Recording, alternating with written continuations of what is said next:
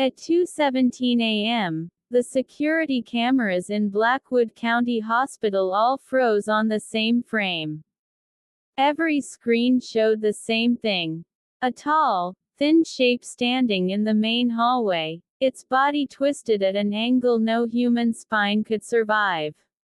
Its head was turned completely backward, yet its face, if it could be called a face, was smiling directly into the cameras. 3 seconds later, every patient on the third floor started screaming at once. No one could explain what happened that night. By morning, 7 patients were dead, 2 nurses were missing, and the hallway cameras had recorded 12 minutes of footage that no one in authority would ever release to the public. I know this because I was there. My name is Ethan Cole. I was a night shift EMT in Blackwood, a town so small most people don't even realize it exists. Nothing ever happened there. That's what we used to say. Until the things that shouldn't exist started noticing us. The first call came in just after midnight. A woman had been found wandering along Route 9, barefoot, bleeding, and repeating the same sentence over and over. It followed me home. It learned my name. When we arrived, she was sitting in the middle of the road, staring into the woods. Her eyes were wide, unblinking, as if she was afraid that the moment she looked away, something would step out from between the trees. She grabbed my arm with unnatural strength and whispered, "It wears people like clothes." That's when the forest went silent. No insects. No wind. No distant traffic. Just silence so heavy it felt like pressure in my ears. I turned my flashlight toward the tree line, and saw movement. Something tall was standing just beyond the light. Too tall. Its legs bent the wrong way, like they were assembled by someone who had only heard humans described once. As my light touched it, the shape jerked backward, vanishing deeper into the woods with a sound like wet fabric tearing. The woman started screaming. By the time we reached the hospital, she was catatonic. They put her on the third floor for observation. I wish they hadn't. At 2:06 a.m., the power flickered.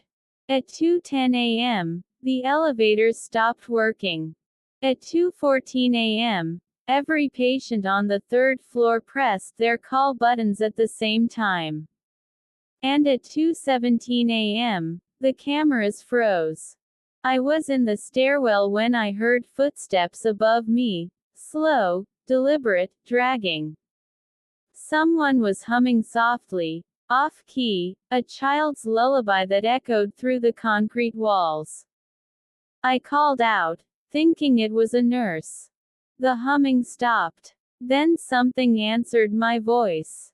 It sounded like me. Same tone. Same cadence. Same breath between words. "Ethan," it said softly, from just around the corner above.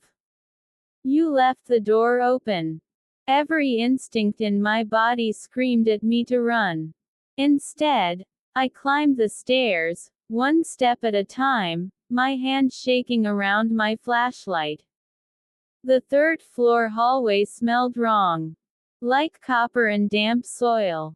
The lights flickered, revealing shapes that didn't stay still when I wasn't looking directly at them. Doors were open. Beds were empty. The walls were scratched with deep grooves, as if something had been dragged along them while trying to crawl inside. That's when I saw the thing from the road. It stood in the middle of the hallway, wearing a nurse's uniform like a costume. Its arms were too long, its fingers brushing the floor. Its face was a perfect copy of the woman from Route 9, but stretched, like skin pulled too tight over a skull that didn't match. Its mouth opened far wider than humanly possible. I practiced, it said, in her voice and mine at the same time. Names are important. Behind me, a door slammed shut. More footsteps followed. Not walking. Learning to walk. Limbs hitting the floor in the wrong order.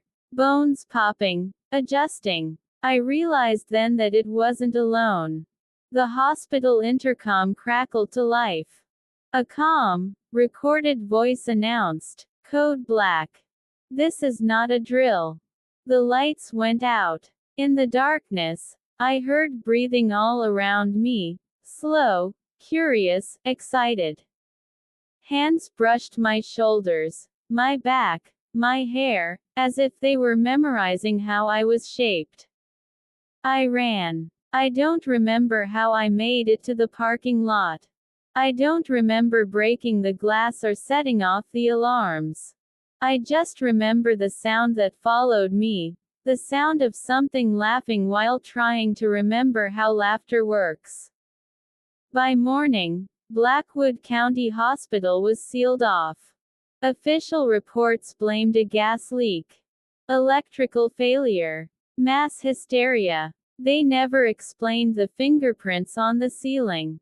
They never explained why the missing nurses' faces appeared briefly on security cameras in other states, smiling into lenses at gas stations, motels, and empty highways.